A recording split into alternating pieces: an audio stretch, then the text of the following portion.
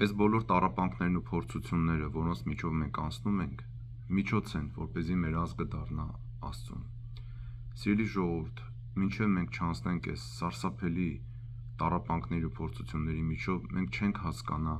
թե ով ենք մենք։ Այսպես է մարդու բնությունը։ Աստված խոսում է մեզ այս ամեն ինչի միջով, եւ մենք իրավունք չունենք մեր մեջ կդարձնելու դեպի Աստծո խոսքը։ Եվ դժվար թե այս փորձություններն ու տառապանքները շուտ վերջանան։ Այն նորից եմ ասում ձեզ, ձեր գլխի տակ փափուկ բար չեմ ուզում դնել, որովհետև երբ որ նայում ես պատմությանը եւ Աստվածաշնչին, այդպես չի եղել։ Դժվար թե այս ամեն ինչը շուտ վերջանա, որովհետև սրանք միջոց են, որպեսզի մենք փոխվենք եւ Հայաստանը եւ հայ ազգը դառնա դեպի Քրիստոս Աստված։ Ինչքան կտևի դա, կախված է ձեզանից ու ինձանից, կախված է մեզանից ամեն մեկի ապաշխարությունից, որովհետև մարդը իր ուրախ օրվա մեջ մոռանում է Աստծուն։ Եվ ճիշտ ասած, այս փորձությունները, եթե նկատեք, շատ ավելի շուտ են սկսվել։ Միգուցե ավելի շուտ, քան թե ես հիմա կասեմ։ Ես ձեզ հիմա կհիշեցնեմ մեր վերջի 10 տարվա պատմությունից, այ ուղիղ 10 տարվա պատմությունից։ Մի քանի օրինակներ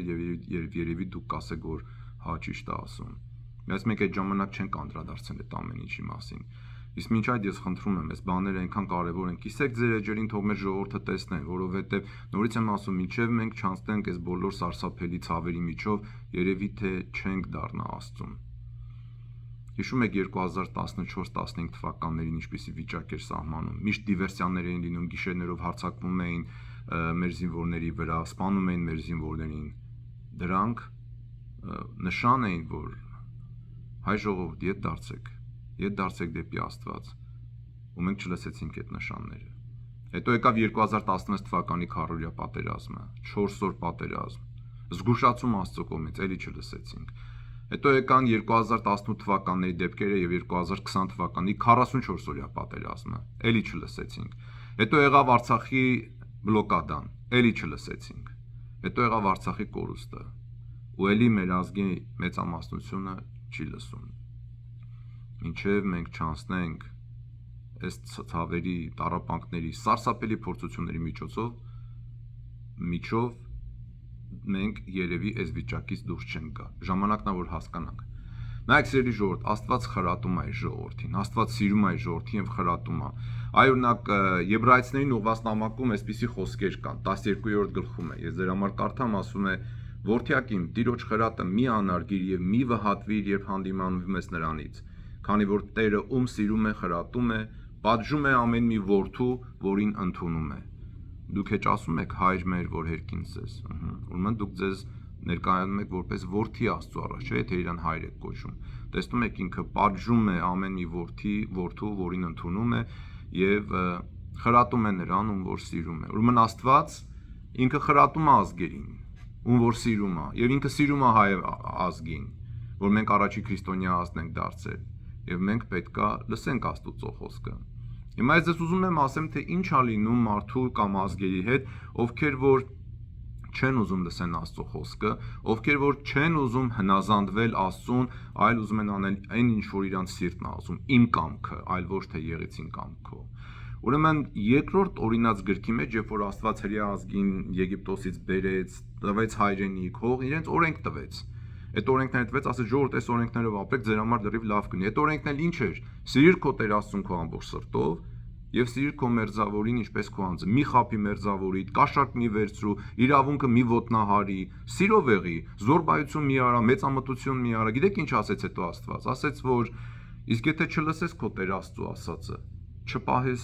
ու չկատարես նրա բոլոր պատվիրանները, որ ես այսօր պատգամում եմ քեզ,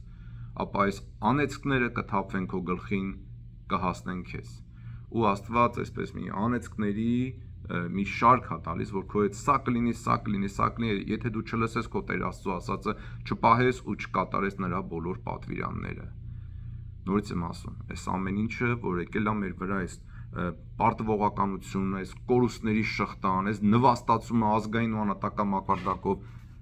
չի վերջանա, մինչև որ մենք չհաղաքենք Աստծուն եւ չդառնանք մեր ճանապարհներից։ Ու մի ասեք, որ թողնաղ եկեղեցականները դա անեն։ Մի ասեք, որ թողնաղ իշխանություններն անեն, սկսեք հենց ձեզանից, ես էլ սկսում եմ ինձանից, որովհետև մենք տեսանք, որ Աստված 10 արդարի համար պատրաստ էր խնայել Նինվե եւ Սոդոմ եւ Գոմոր քաղաքները։ Ուրեմն եթե դու սկսես այսօր ապաշխարել, ես ապաշխարեմ, ամեն մեկ իր տեղում ապաշխարի, այլ չնայի ուրիշին, որովհետև եթե դու կեղտի մեջ ես, դու պետք է ուզենաս լողանաս, մաքրվես, եթե դու հիվանդ ես, դու պետք է ուզենաս դեղ խմես, այլ ոչ թե պետք է ասես, թող մյուսները լավանան, հետո ես կլավանամ։ Ու մեր ապաշխարությունը, այդ մեր փոքր խմբի մնացորդացի ապաշխարությունը, այսինքն փոքր մարդկանց խումբը, ովքեր որ դեռ հավատարիմ են Աստծուն, կարող է լինի բարեխոսական Աստծո առաջ մեր ամբողջ ազգի համար։ Եվ Աստված ինչ է ասում այս վիճակներում ազգերի համար, ասում է դարձեք դեպի ինձ, կոչում է ապաշխարության։ Այդ տեսեք ինչ է ասում Աստված այդ մնացորդացին։ Աստվածաշնչի 5 կտականում մի հատ գիծ կա, կոչվում է մնացորդաց, կա առաջի մնացորդաց, կա երկրորդ մնացորդաց, դա ազգի միջի այն բաժինն է, այն փոքր բաժինն է, որ մնացել է Աստծուն հավատարիմ, դա կոչվում է մնացորդաց։ Օրինակ մի ամբողջ հրեա ազգի մեջ կարծեմ մոտ 7000 հոգի էին։ Մեր հայ ազգի մեջ ես չգիտեմ քանի հազար հոգի կա, որ վախենում է Աստծուց, սիրում է Աստծուն, Աստուծո երկյուղն ունի, դա կոչվում է մնացորդաց։ Ու Աստված ասում է. «Եվ եթե իմ ժողովուրդը, որի վրա իմ անունն է դրված, մեր ազգի վրա դրված է քրիստոնյա, Քրիստոսի անունը դրված է, ուրեմն սա մեզ է վերաբերվում նաև։ Եվ եթե իմ ժողովուրդը, որի վրա իմ անունն է դրված, զղջա, աղոթի եւ իմ երեսը փնտրի ու ետ դառնա իր չար ճանապարհներից, ես էլ երկնքից կլսեմ, կներեմ նրանց եւ կբուժեմ նրանց երկիրը»։ Երկրորդ մնացորդաց գլուխ 7 համար 14։ Լսեցիք։ Լավ լսեք այս խոսքերը, ժողովուրդ ջան, եւ եթե իմ ժողովուրդը, որի վրա իմ անունն է դրված, զղջա, աղոթի եւ իմ երեսը փնտրի եւ ետ դառնա իր չար ճանապարհներից, զղջա, աղոթի, Աստծո երեսը փնտրի եւ հրաժարվի իր չար ճանապարհներից, խաբել ես, ել մի խաբի, քֆուր ես տալիս, ել մի քֆուր տուր, ծխում ես, գցում ես գետին, մի արա, մանր մունդր, աբորտ ես անում, վсё, գնա զղջա, արծասունք թափի քո սպանած երեխաների համար, բժիշկ ես, խաբում ես, մի խաբի, ազնիվ եղեք, ամեն ինչ ազնիվ եղեք։ Աստված էլ ասում է, ես էլ ետ կդառնամ, կլսեմ նրանց աղոթքը եւ կբուժեմ նրանց երկիրը։ Հիմա դու պետք է հասկանաք, որ այս փորձությունների մեջ նաև Աստված փորձում է մեր խարակտերը, մեր հավատքը, հա, փորձվում է մեր հավատքը, թե ինչ տեսակի մարդ ենք մենք։ Հիշում եք, որ սկզբից ասեցի, որ մենք այս փորձությունների միջով պետք է դառնանք Աստծուն եւ ճանաչենք, թե մենք ով ենք, դու ում տղեն ես, դու Աստծո տղեն ես, բայց եթե դու Աստծո տղեն ես, ինչ ես անարակ որդու պես խոզերի կերակուրներ քեզ չեն տալիս։ Հիշում եք այդ պատմությունը։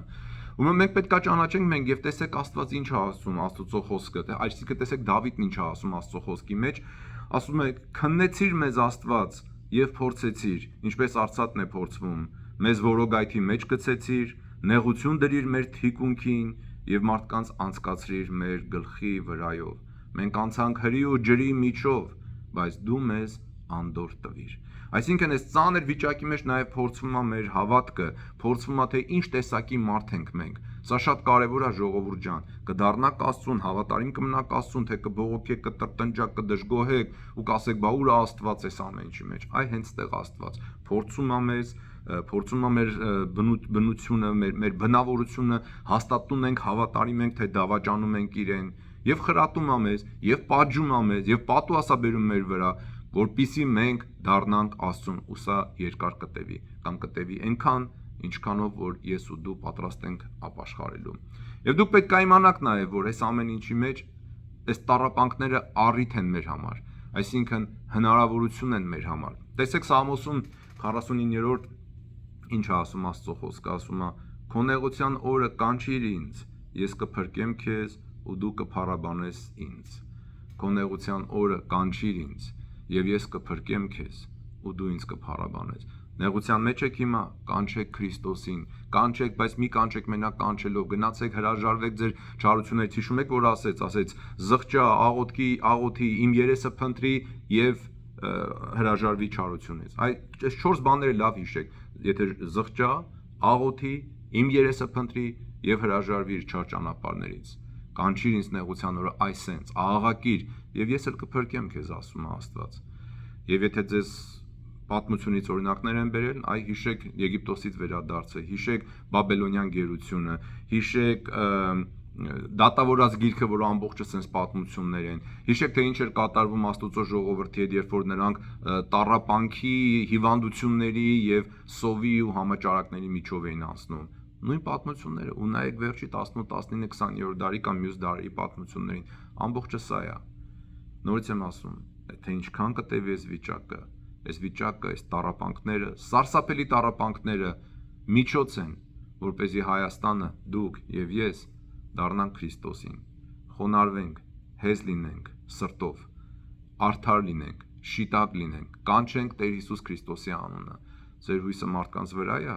որ գալու է ինչ-որ մեկը ձեզ փրկի։ Աստվածաշունչն ասում է, անիծյալ է այն մարդը, ով իր հույսը դրել է մարդու վրա, այսինքն դու հույս մի ունեցի, այդ մարդը հակառակ փոխվի, դու քո հույսը դիր Տեր Հիսուս Քրիստոսի վրա, ում փառք Հոր եւ Սուրբ Հոգու հետ միասին այժմ եւ միշտ եւ հավիտյանս հավիտենից ամեն։